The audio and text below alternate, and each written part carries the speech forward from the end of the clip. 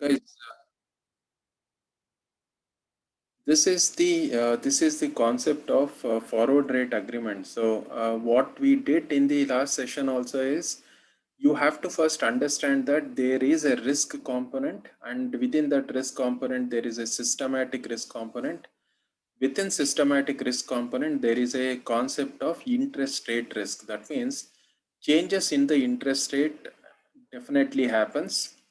If you have to ensure that the interest rate risk is avoided, you have to come up with some contracts which are referred to as the forward rate agreements, or referred to as FRAs. Now, if you understand this forward rate agreements, you will be able to notice that the companies which are there, they want to borrow, they want to invest. There are banks also, there are financial institutions also which would like to get from the, or borrow the amount from the depositor. At the same time they want to lend it.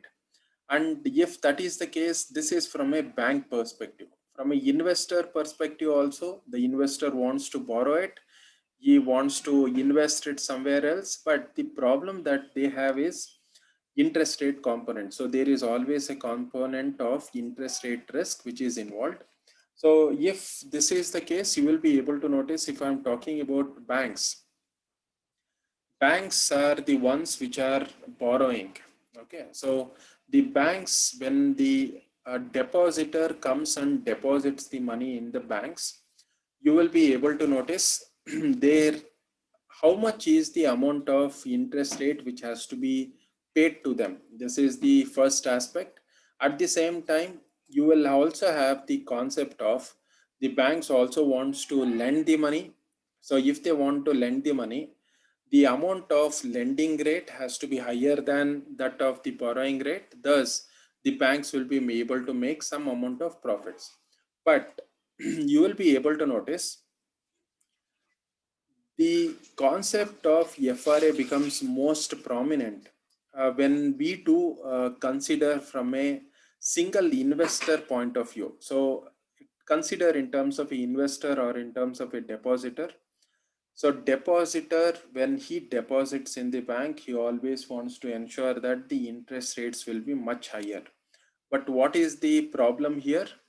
The problem is, if you are depositing and if the interest rate will go down significantly in the future. So though you have deposited for example at 8 percentage, but you know that the interest rates will go down to 7 percentage, 6 percentage, 5 percentage. So you have the problem of decreasing interest rate. Similarly, if the banks are giving or lending the money to the companies, the banks also wants to ensure that the interest rates is much higher. But you know that there will be problems which will be associated with the decreasing interest rate and increasing interest rate. So if this is the case, you will be able to notice, is there any way in which the investor can come and meet the banks and fix the interest rate today itself? What was the concept of forward contract or future contract is, the parties which are involved, buyer and the seller, they decide upon the price today, but the delivery will happen later. Similarly, if I'm talking about forward rate agreements, can the investor as well as the companies which will be able to borrow from the banks, can they come here to the bank and decide upon the interest rate today itself? No matter what happens to the interest rate tomorrow, they will be able to pay the interest rate which is decided today during a specific period of time. This is always referred to as the forward rate agreements, or in terms of FRAs. So if this is the case, assume that there is an investor. If there is an investor, the investor would like to invest in the bank. Okay, if he likes to invest in the bank, he has a problem that the interest rates can go down. So how does he prevent it? The investor will decide with the bank and decide that the interest rate has to be fixed for a period of 6 months. Okay, so no matter what happens to the interest rate tomorrow, the interest rate will be fixed with the bank for a stipulated period of time. This is from a investor perspective.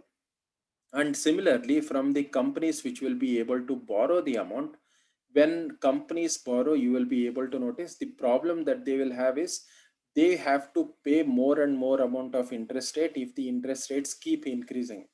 So how do they actually prevent it? These companies can go to the banks, they can fix the rate of interest for a stipulated period of time. For example, 6 months to 9 months. They can say, I want the interest rate to be fixed. Okay. And if that is the case, you will be able to notice that the forward rate agreements will give an opportunity for an investor as well as in terms of a borrower to decide upon the rate in advance, okay, for a specific period of time, which usually varies between 6 to in terms of 8 months. So if this is the case, one from the investor point of view, you have got a risk of lower interest rate. That means interest rate might go down is the concept of investor. Whereas from the companies which are trying to borrow, they might be facing the risk. They might be under the assumption that the interest rates might go up, and this will be able to lead to much more complications since they have to pay more interest rates. So how do the companies decide to come out of it is by going for forward rate agreements, wherein if you are from a borrower, so who is the one who is borrowing from the bank is nothing but, for example, companies which are trying to borrow. So if the companies want to fix the interest rate today for a stipulated period of time, they go for what is referred to as a borrower's forward rate agreement. How does it work? I will be able to tell you in the next slide. Similarly, there are investors. So if the investors go and decide upon fixing the interest rate for a stipulated period of time, you will be able to notice these are referred to as the investors forward rate agreements. Now, just remember that all these are OTC, okay, over the counter concepts. So that means these are not traded in the exchange. The investors FRA as well as the borrowers FRA is decided with the banks for a stipulated period of time, which might vary. Okay, it can be 3 months, it can be 6 months. So if that is the case, you will be able to notice that apart from the concept of forward rate agreements also, you will be able to ask that previously when we did forwards as well as futures, forward rate agreements were OTC, over the counter. When we moved from forward to futures, futures is where it is traded in the exchange. So similarly, if someone wants to go with the forward rate agreements but they want to go in a standardized manner, then they will be able to go for the futures. On why on the T-bills or in terms of the treasury bills is due to the concept that these T-bills are nothing but these are short-term bills which are issued by the Reserve Bank of India or the central banks, and they will be for a very shorter period of time. So it will be for 90 days, 92 days, 184 days, or 360. So you will be able to notice you have got the T-bills, T-notes, and T-bonds, but the futures on the T-bills are the ones which are always exchange traded. And if you are able to decide upon the interest rate for a specific period of time, this will be able to avoid in terms of the counterparty risk. And thus they are much more popular, but they are not popular in India, but they are popular mainly in, you will be able to notice that you have got NYSE, you have got in terms of NASDAQ. So in NYSE, you will be able to find out that these T-bills on the futures on the T-bills are most prominent there. So next one is when I take in terms of the futures on the T-bills which are exchange traded, how does the hedging actually works? So you will be able to notice if you are believing that the interest rates will actually go down, what you will do is the same concept of the buyer of the.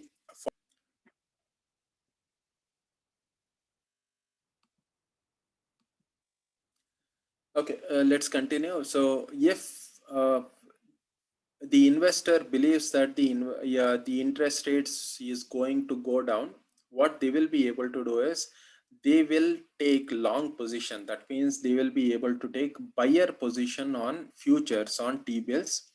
Whereas if there is the rising interest rate, if you believe that the interest rates will be going up, then they will be able to take the short position on the futures on the T-bills. So this is the concept.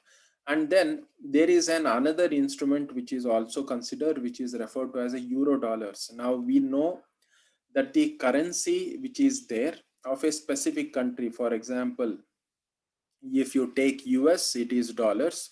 If you go for European Union countries, it is nothing but in terms of euro. But there is a concept of what is called as a euro dollar. Euro dollar here refers to, you will be able to notice that if a Russian, if a Russian is holding deposits of US dollars outside of US,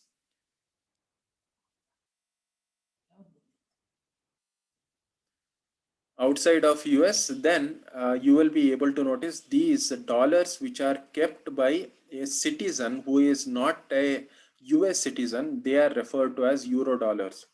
Now, if this is the case, there are also futures which are available on the euro dollars, and these euro dollars which are there, they will be able to call for a delivery of $1 million, okay, which are maturing 3 months thereafter. So you will be able to notice that if I want to hedge the risk which are existing with respect to interest rate, either I can go with forward rate agreements, either I can go with the futures on the T-bills, or either I can go with the euro dollars, where you have a amount of $1 million which will be maturing in 3 months later.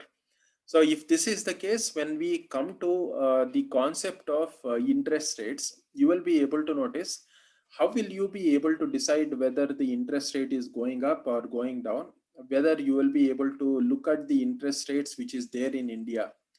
But if your investments which are there exist throughout the world, which interest rate will you look at? Will you concentrate only on India, or will you be able to concentrate on rest of the world?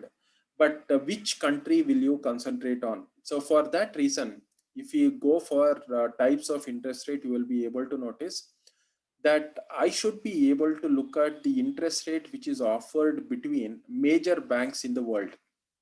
So where will the major banks be? You will be able to notice the financial hub of the world is always referred to as London. So if I can take the rates which are there between the major banks within London, because majority of the MNC companies have their financial hub is referred to as London, and majority of the multinational companies, when they do transactions also, it is routed through London only. So if this is the case, you will be able to notice whatever the interest rate which is decided between the major banks, if I am able to consider that, this is referred to as the London interbank offer rate. So what they always do is, in the newspapers, the offer rate are usually given at 9 a.m. and 11 a.m. If you look at Wall Street journals, for example, they have, what they do is they do a survey of 15 major banks, 15 borrowing periods which are there. There are 18 major global banks which will be there. They go and do a survey of all these global banks, and what they do is after they remove in terms of extremes. Okay, someone is offering in terms of 11 percentage, someone is offering in terms of 2%. So what they do is they will trim all the maximum and minimum, and then they will be able to take the average of the remaining major banks. So this rate which is decided now, this is referred to as a London interbank offer rate. Similarly, if I develop the same concept which I have done in London for major banks within India, specifically with respect to Mumbai, this is, if I take the lending rate, you will be able to notice that this is referred to as a Mumbai Interbank Offer Rate.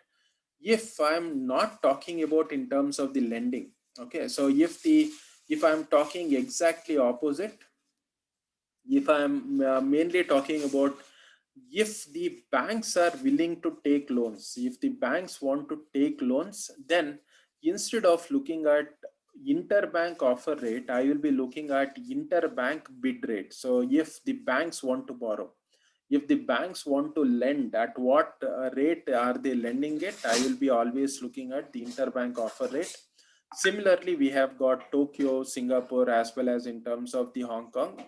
Now, we all know that if the interest rates are changed in the by the central government, we always look at the repo rate as well as reverse repo rate. So if we look at in terms of the repo rate, this is the agreement which is there between the central bank, which is issuing in terms of the securities, and whoever is borrowing it.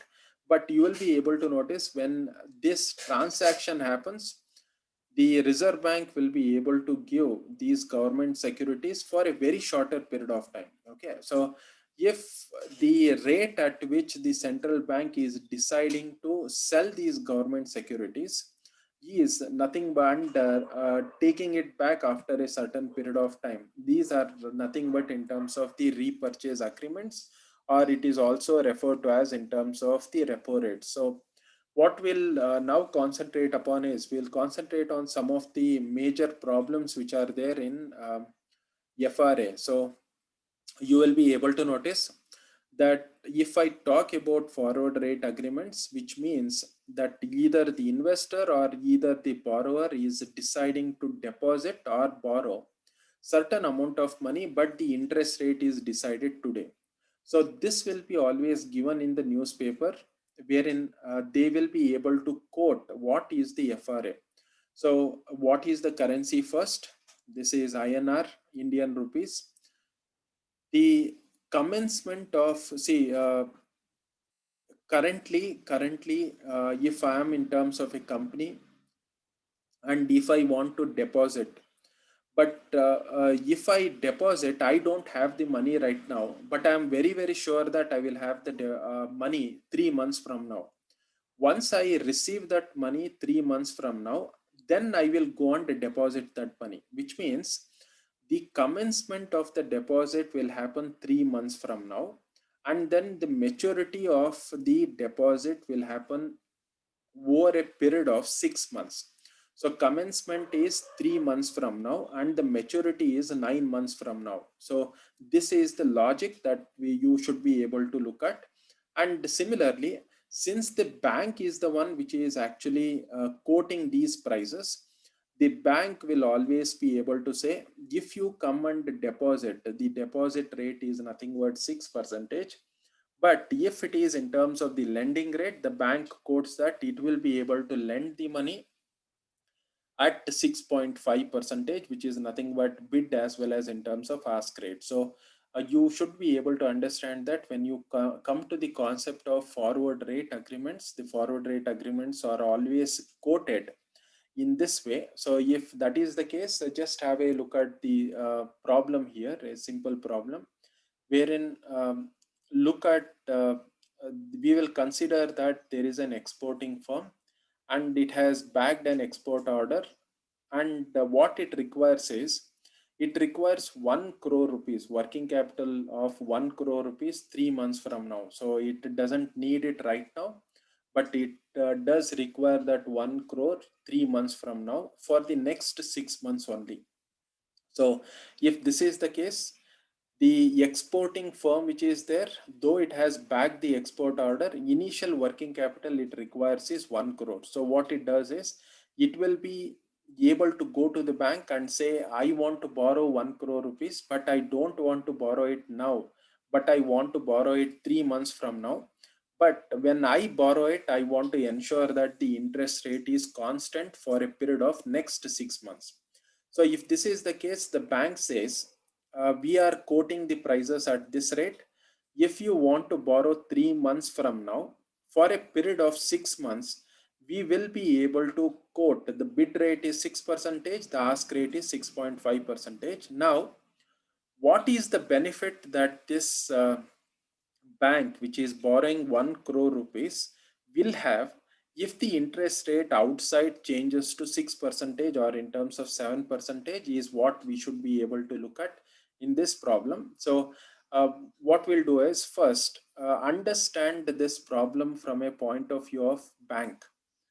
This is what is quoted by the bank, and if you notice from the bank side, if the bank says I will be able to receive money from you at 6%.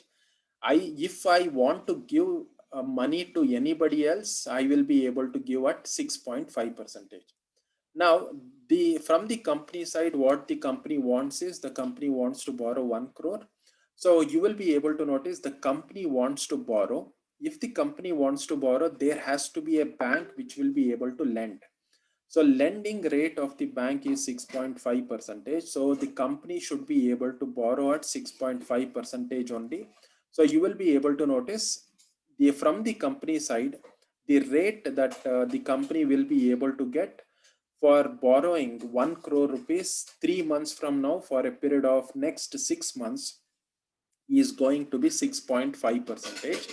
Now they have given us that if, for example, tomorrow, if the interest rate goes down to 6% or if the interest rate goes up to 7%, what will be the advantage for the company is what we should be able to understand for a forward rate agreement. So if that is the case, if the interest rate goes up by 7%, so you will be able to notice the company is borrowing at 6.5 percentage.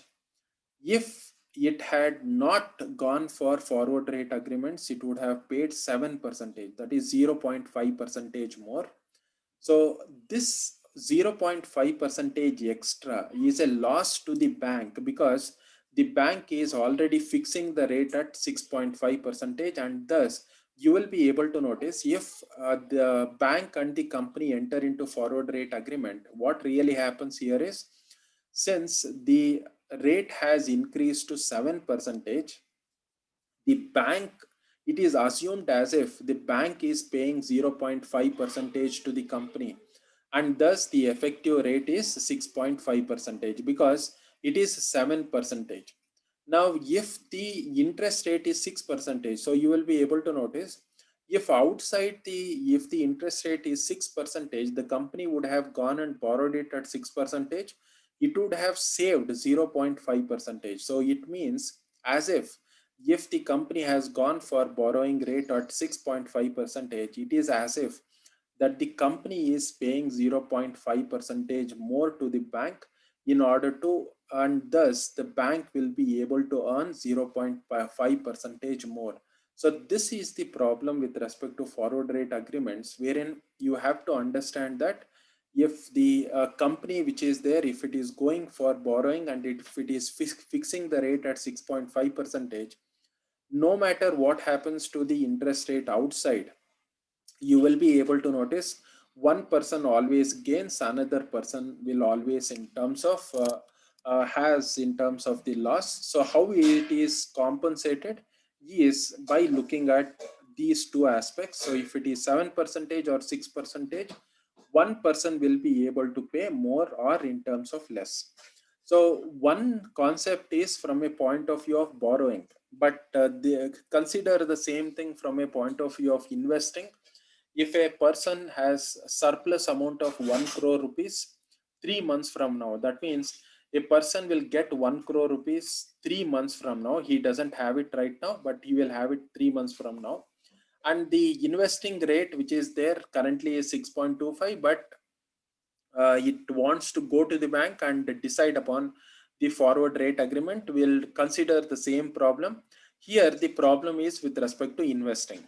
So if this is the case, you will be able to notice from a bank perspective, the bank is saying, if I would like to borrow from someone, I will give 6 percentage. If I lend to someone, it is nothing but 6.5 percentage. Now what we have an investor. If we have investor, the investor wants to deposit. If the investor wants to deposit, we should be able to find the bank. We should be able to look at what rate it will be able to borrow what we are supposed to pay or supposed to give. So what we'll be able to do, we will be looking at the borrowing rate, and the borrowing rate is fixed at 6%. So what we are now saying is, what if outside during a period of next 6 months, okay, if the interest rate goes down to 5.5 percentage or 6.5 percentage, how does this forward rate agreement actually work? So you will be able to notice, if it is 5.5 percentage, the investor who is there has invested at 6 percentage. If he has invested at 6 percentage, outside, if it is now 5.5 percentage, that means he is getting 0.5 percentage more, which means the bank is actually paying 0.5 percentage to the investor. Okay. Similarly, if it is 6 percentage, or if it is 6.5, you can make this correction here as 6.5 percentage.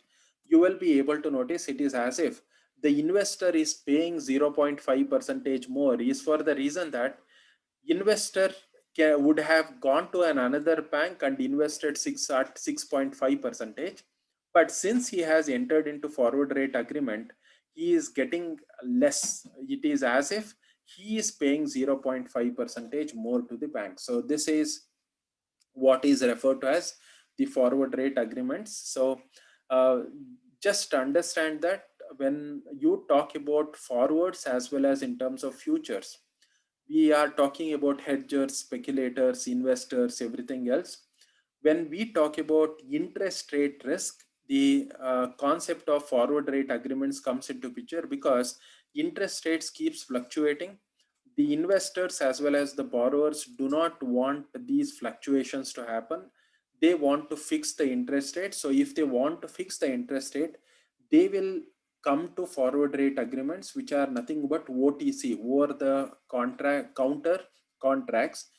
But if they want to go for exchange traded also, there are futures on T-bills, there are futures on euro dollars, but majority of the interest rate risk hedging happens using forward rate agreements only. Okay.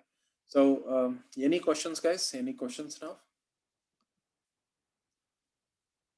Any questions you have?